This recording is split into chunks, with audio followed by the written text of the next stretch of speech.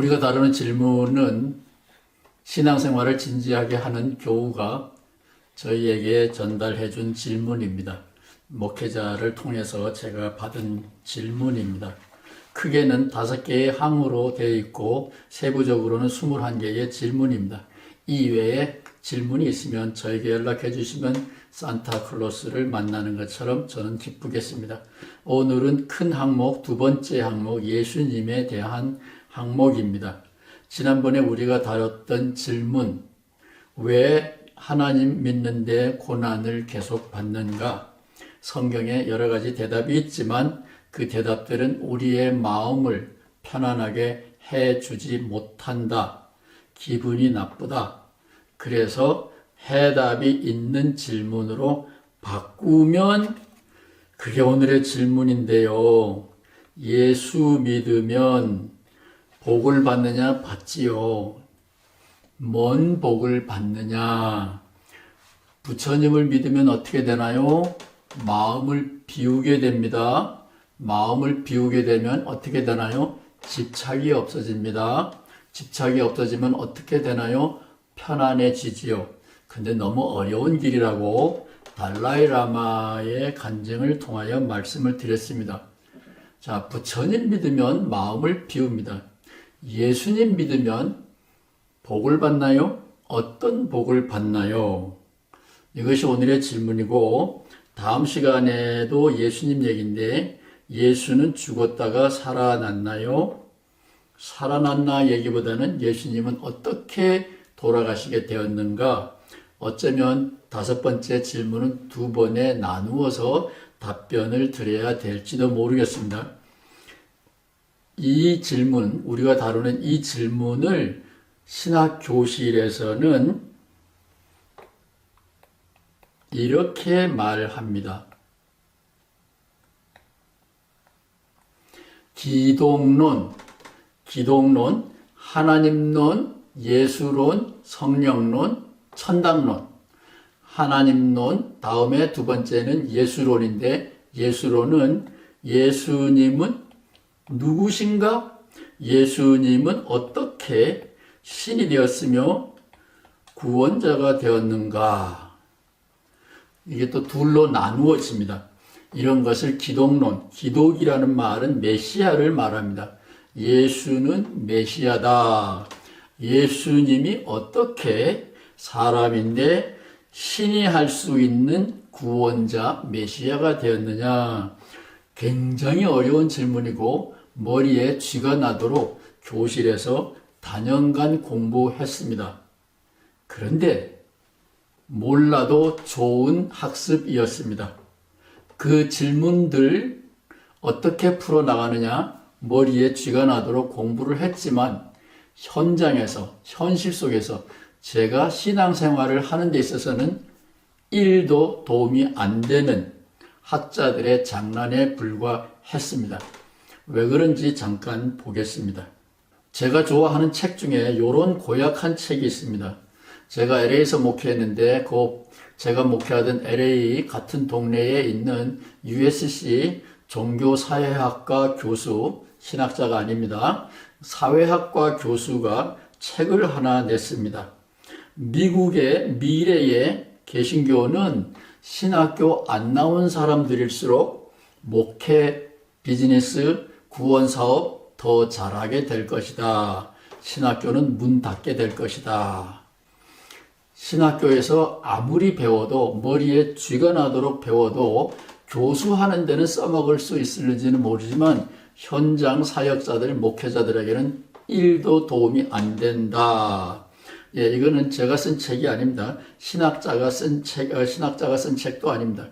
사회학자가 조사한 책입니다. 객관적으로.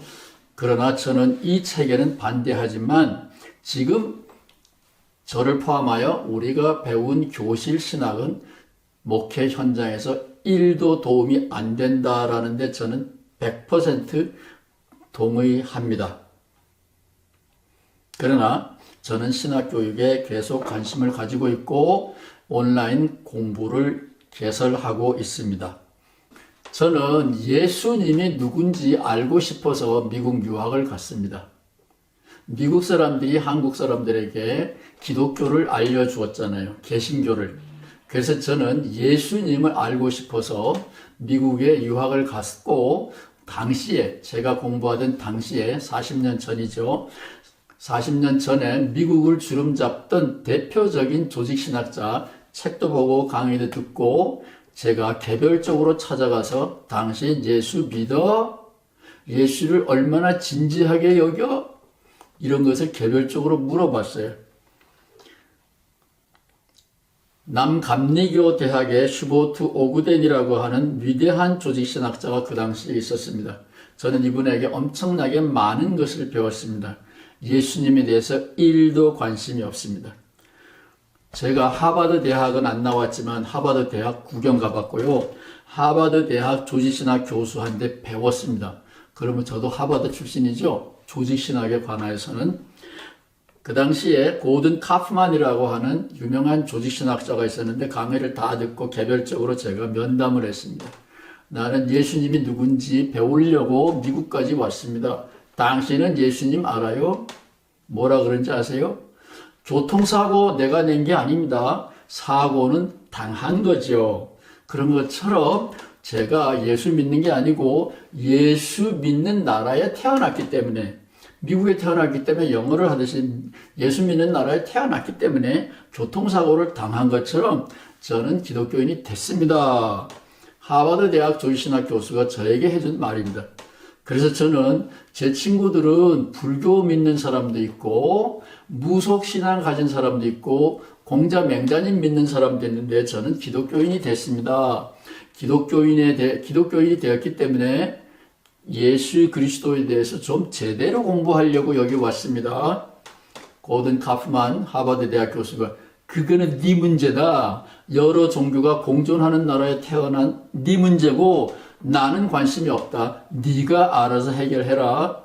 예, 슈버트 오구덴도 예수 질문합니다. 그랬더니 페이퍼에다가 질문지에다가 언더라인 딱 해가지고 예수 퀘션 너나 해라. 우리는 안 한다. 예, 이 세 번째 교수는 윤리학 책을 굉장히 많이 썼지만 당시 시카고 대학 랭돈 길키라고 유명한 조직신학자입니다. 틸리시 체어를 물려받은 조직신학자인데 그분에게도 물어봤어요. 기독교 진지하게 접근하고 있느냐? 아니었어요. 이 사람들은 직업적으로 그냥 그런 일을 할 뿐 신앙인으로서 예수 그리스도에 대해서는 다루지 않습니다. 따라서 신학 공부 안 한 사람이 목회 더 잘한다라고 하는 이야기는 정당한 것입니다.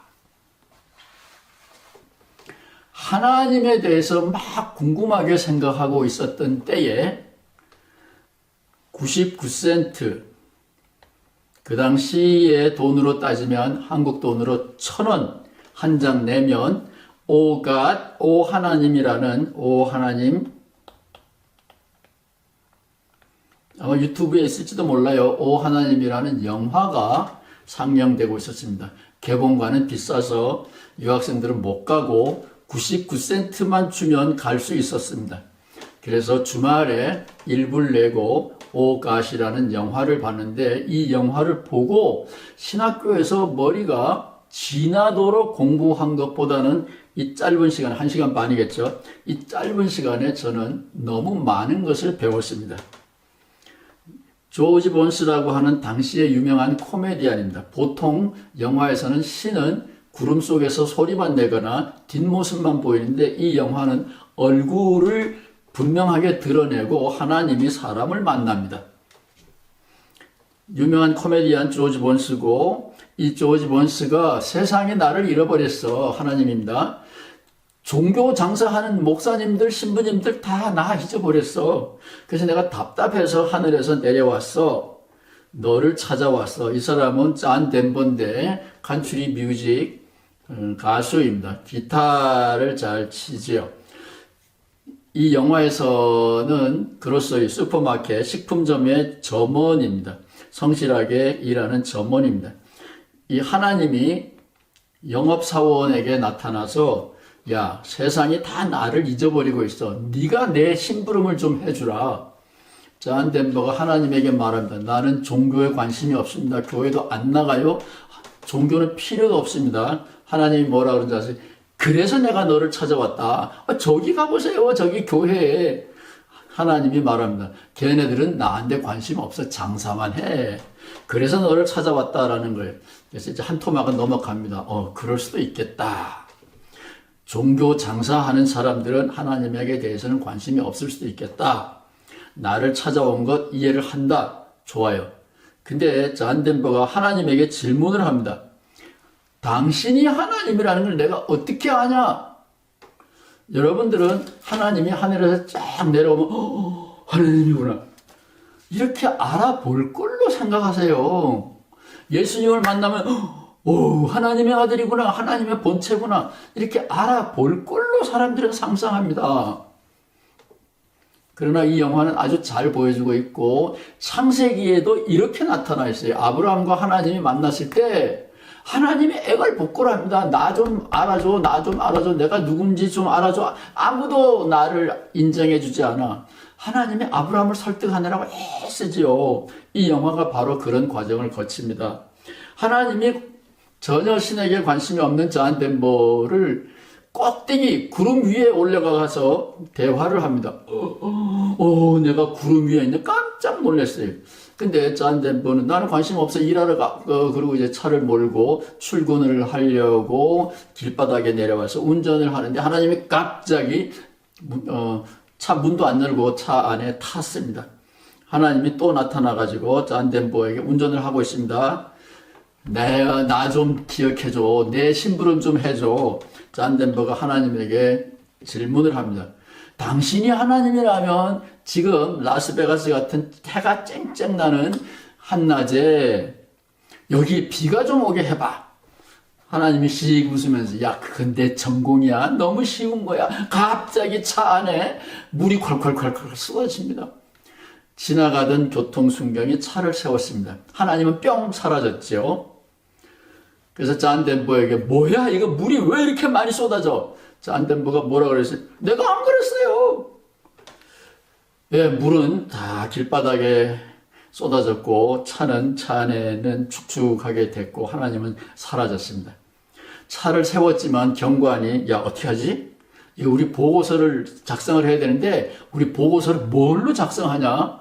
다른 경관이 없는 걸로 하자.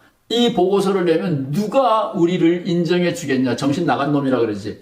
예, 이야기는 그래서 끝납니다. 그래서 둘은 친해져 가지고 존 덴버는 결국은 하나님의 메신저, 하나님의 사자가 돼서 파송을 받고 하나님을 생각하십시오. 전 세계를 다니면서 방송을 하게 된다는 이야기입니다. 오 하나님. 이 영화는 하나님과 아브라함이 만났을 때를 생각해주는 무지무지하게 귀한 자료입니다. 설교를 하시는 목사님들은 꼭 한 번씩 보시기를 권합니다. 여러분들은 하나님을 너무 쉽게 생각하고 있습니다. 하나님의 고민이 뭔지 아세요? 내가 뭘 해주면 네가 나를 경배 찬양하겠는가? 나를 하나님으로 인정해 주겠는가?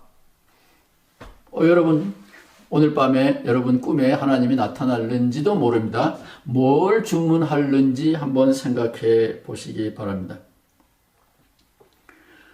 기독론의 핵심은 예수가 어떻게 신이 되었느냐 하는 거예요. 신이 돼야 전지전능하니까 뭐든지 금나와라 뚝딱 기도를 들어주죠. 유대인이 이런 고약한 책도 냈어요. 예수는 어떻게 하나님이 되었나. 이게 유대인이 쓴 겁니다. 어떻게 하나님이 되었느냐? 예, 신이라고, 자칭 신이라고 주장하고 동상을 세운 콘스탄티누스 황제가 있습니다. 박해받던 기독교를 로마의 거의 유일한 공인 종교로 만든 위대한 기독교 해방자라고 볼 수 있는데, 이 콘스탄티누스 황제가 4세기 자기를 신격화하기 위해서 먼저 예수를 신과 동일 본질이다, 참 하나님이다, 이런 것을 교회가 선포하도록 압력을 넣습니다. 니케아 칼케돈 신조라고 하는 그 회의에서 발표된 겁니다. 예수가 하나님이다라는 것을 발표했는데 이것은 교회가 필요해서 발표한 교리가 아니고 콘스탄티누스 황제가 자기를 신격화하기 위하여 너희들도 그렇게 해. 예수님은 이미 죽은 지 300년, 400년이 됐기 때문에 예수를 신격화하면 사람이 신이 될 수 있다는 걸 기독교가 인정하는 것이 되기 때문에 나도 신이야. 그런 저의가 있었다는 게 이 책의 비밀이에요. 상식적으로 생각해도 알 수 있습니다. 아니, 콘스탄티누스 로마 황제만 그런가요? 여러분 잘 알죠? 북한에서도 이런 일은 매일 일어나고 있죠. 조금 있으면 김정은도 세상을 떠나고 김정은의 딸이 공주님이 이제 왕이 돼서 북한을 통치하게 되겠죠. 그러면 자기 아버지 김정은, 할아버지 김정일, 고조 할아버지인가요? 증조 할아버지 김일성 모두가 신이다. 그래야 자기도 신이 되니까 할아버지를 신으로 만들면 자기도 신이 되잖아요. 사람이 신이 된다. 그거는 능히 있을 수 있는 쉬운 일입니다. 최근에 아주 인터넷 뉴스, 유튜브 뉴스를 타고 있는 거는 여기 이만희라는 신천지 교주인데 신천지 신도들이 이만희 교주를 신격화하고 있다. 그런 거예요. 아니 이게 왜 뉴스거리가 돼요? 근거가 있으니까 그렇게 하는 건데 그 근거가 나에게도 인정이 되느냐? 이거는 다른 문제입니다. 북한의 김일성이가 신이냐? 그건 북한에 가시거든 여러분 물어보세요. 콘스탄티누스 황제가 신이냐? 예, 4세기에 로마로 타임머신을 타고 가시면 그때 물어보시기 바랍니다. 신천지 사람들에게는 이 이만희를 신으로 믿어야 될 만한 충분한 근거가 있는 거예요. 지난주에도 제가 예를 들면 JMS를 만났을 때 그 사람이 메시아라고 확신했고 너무 기뻐서 어쩔 줄을 몰랐다라는 살아있는 사람을 만나봤습니다. 대화를 해봤어요. 너무 은밀한 거라 꼬치꼬치 물어보지는 못했습니다. 야, 그 할아버지가 당신에게 무엇을 주길래 그 사람을 메시아라고 고백할 수 있었느냐? 이제 좀 더 친해지면 물어보려고 그래요. 신천지 신도들을 만나면 이만희 교주가 당신에게 무엇을 주길래 신이라고 예배하는지 물어보시기 바랍니다. 신학 교실에서는 어떻게 사람이 신이 되느냐 머리 쥐나도록 온갖 거짓말을 다 늘어놓지만 북한에서도 로마에서도 지금 한국에서도 사람이 신이 되는 것은 쉽게 일어나고 있고 우리가 초등학교 때 배운 단군 신화에 의하면 하늘에서 사람이 내려오고 곰이 여자가 되기도 하고 우리 할아버지는 그 사이에서 태어나기도 합니다. 이런 것이 우리의 일상생활의 교과서에 나오는 언어인데 성경에 있는 언어하고 아무런 차이가 없어요. 근데 신학자들이 머리가 지나도록 거짓말을 너무 많이 늘어놨다. 저는 그렇게 말하고 싶고 그래서 신학교 안 나온 목사님들이 더 용기 있게 목회를 더 잘하는 거죠. 자, 신천지 이만희가 신으로 경배받으면 안 되나요? 그러면 우리가 예수를 신으로 경배하면 이거는 잘하는 일인가요? 콘스탄티누스 황제나 이만희나 김일성이를 신격화하는 것은 우상숭배고 예수님을 신으로 경배 찬양하는 거는 정당한 거예요? 누구 마음대로 그래요? 그런 편견을 가지고 있으니까 기독교인들이 세상 사람으로부터 비난을 받고 세상 사람들이 기독교인을 송충이 보듯이 비켜가려고 하는 것 아닐까 저는 그렇게 생각합니다. 기독교인들 정신 차려야 돼요. 내로남불이라 그러나요? 내가 하면 로망이고 로맨스고 남이 하면은 불륜이다. 똑같아요. 예수를 신격화하는 거는 당연한 거고 김일성이를 신격화하는 것, 이만희를 신격화하는 거는 근거가 없는 우상숭배다. 그러면 기독교인들 따돌림 받지요. 자, 이제 성경으로 돌아가 보겠습니다. 성경에 나와 있는 예수님 이야기는 어떻게 되어 있느냐? 예수님이 나타나니까 모든 사람이 뿅! 하늘에서 신이 내려왔구나, 뿅! 그렇게 생각하세요? 성경에 있는 예수님과 그 주변에 최소한 6 그룹이 있습니다. 월, 화, 수, 목, 금, 토. 일요일 날은 우리가 예배 와야죠. 월, 화, 수, 목, 금, 토. 6개의 다른 그룹들이 있다고 사복음서에 분명히 써 있습니다.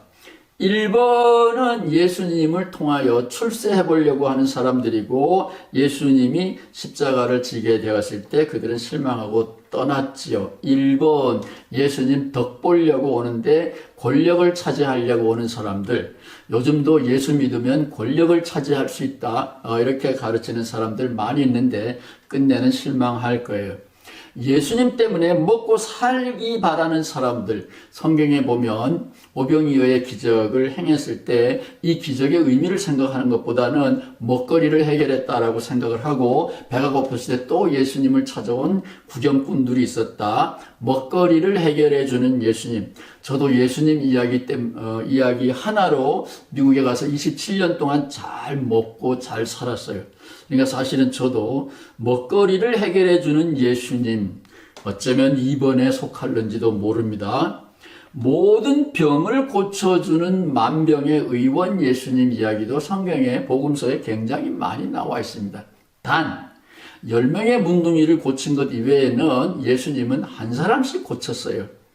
저는 신학교 4년 동안에 수요일 거의 빠짐없이 서대문에 있는 조영기 목사님의 신유 집회를 참석했는데, 그때는 예수님보다 능력 있는 조영기 목사님을 봤어요. 다음은 호흡기 질환입니다. 그 다음 주에는 코로나입니다. 그 다음 주에는 신경통입니다. 이렇게 미리 광고를 하고 신경통 치료받고 싶어하는 사람들, 코로나 치료받고 싶어하는 사람들을 무더기로 기도해가지고 고치더라고요. 저는 그래서 예수님보다 1000배 만배 훌륭하구나, 아닌가 다를까 조금 있으니까 여의도에 가가지고 궁전 같은 교회를 짓더라고요. 예수님보다 위대한 조영기 목사님이었습니다. 조영기 목사님의 입장에서 보면 예수님은 만병을 고치는 명의이지요. 나쁜 건 아닙니다. 좋은 일이라고 봅니다. 요한복음 6장에 보면 굉장히 긴 이야기가 나오는데, 예수님의 제자들이 예수님의 설교, 예수님의 행적 때문에 감동을 받은 예수님의 제자들이 요한복음 6장에서 내가 모세보다 위대하다.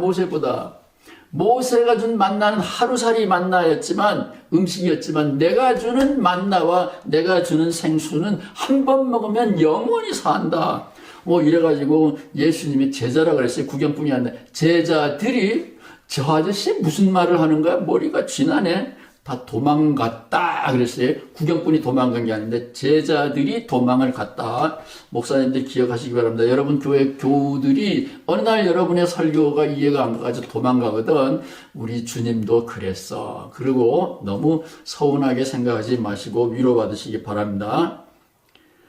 한편 예수님이 하는 일을 가만히 보면서 이거 가만 놔뒀다가는 우리 종교 망치겠네. 구약 종교 지도자들은 예수를 죽여라.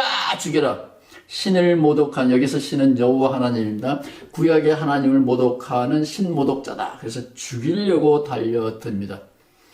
저는 베드로처럼 예수님을 만나서 소명을, 일감을 얻었습니다.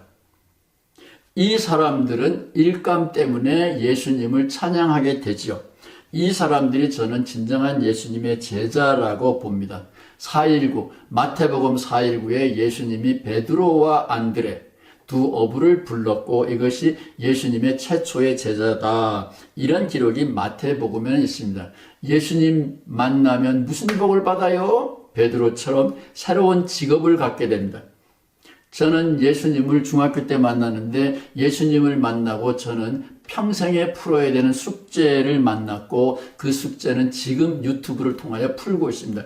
예수님이 누구냐? 간증하러 다니는 거지요. 여기저기 온라인으로 미국에 가서도 한국에 가서도 예수님 이야기를 하는데 그거는 저는 예수님 이야기를 하는 것이 저에게는 숙제입니다. 베드로와 안드레처럼 예수님을 만나서 저는 소명을, 평생 풀어야 될 소명을 받았고 이 소명이 저를 구원합니다. 예수님을 만나면 뭘 받나요? 병을 고칠 수도 있습니다. 먹거리를 얻을 수도 있습니다. 1계급 승진할 수도 있습니다. 그러나 저는 평생 풀어야 될 미션, 숙제를 받았습니다. 마태복음 4:19에 보면 베드로와 안드레가 예수님을 만나는 광경이 있습니다. 이것은 14세기의 예술 작품으로 남아있는 거기 때문에 여러분의 시각에 도움을 주기 위해서 여러분에게 보여드리는 겁니다. 예수님을 만나면 사람 낚는 어부가 된다. 난 낚시 관심 없어. 우리 동네는 물이 없는데, 그런 게 아니에요. 내가 일생 동안 풀어야 될 미션, 소명을 받는다. 그런 거예요. 예수 믿으면 뭘 받아요? 복을 받나요? 예, 일복을 받습니다. 미션이 생깁니다.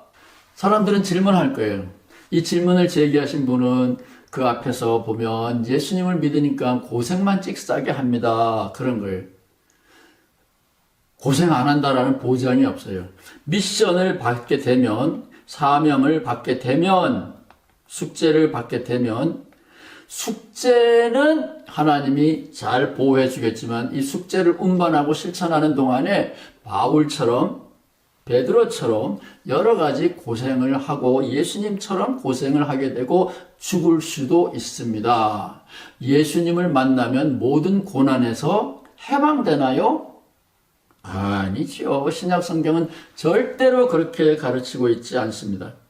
예수 믿는데, 하나님 믿는데 왜 고난이 따르느냐 하는 질문은 구약의 하나님과 신약의 하나님을 혼돈하기 때문에 일어나는 거예요.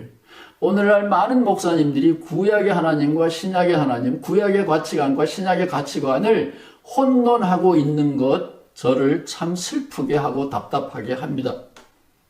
유대인들은 지금 히틀러 덕분에 신약의 하나님으로 하나님의 신앙이 옮겨갔는데, 오히려 기독교인들은 예수님을 무시하고 아직도 모세의 전능하신 하나님을 믿고 가르치고 기대하고 있습니다. 그래서 교회에서 하나님 믿는데 왜 고난을 받아요? 모세를 통하여 홍해도 갈렸던 전능하신 하나님, 그때는 있었는데 왜 지금은 나를 무시하세요? 이런 질문은 예수 믿는 사람에게는 해당이 없어요. 예수님이 십자가에서 뭐라 그랬어요? 하나님 왜 나를 버리십니까? 예수님은 요한복음에 보면 하나님의 분부, 사명을 가지고 산다, 확신을 하고 있었는데 그 하나님의 사명을 감당하는 과정에 하나님으로부터 버림을 받았어요. 이 예수님을 우리가 믿는 겁니다. 예수님을 믿으면 어떻게 되느냐? 미션, 평생에 풀어야 될 목숨보다 더 소중한 사명을 받게 돼요. 그러나 고난도 함께 받을 수 있습니다. 고난은 올 수도 있고 안 올 수도 있습니다. 이 점을 잊지 마시기 바랍니다. 신약 성서에 바울 선생님이 아주 분명하게 얘기해놨어요. 신약 성서입니다. 하나님도 약하세요. 고린도전서 1장 25절.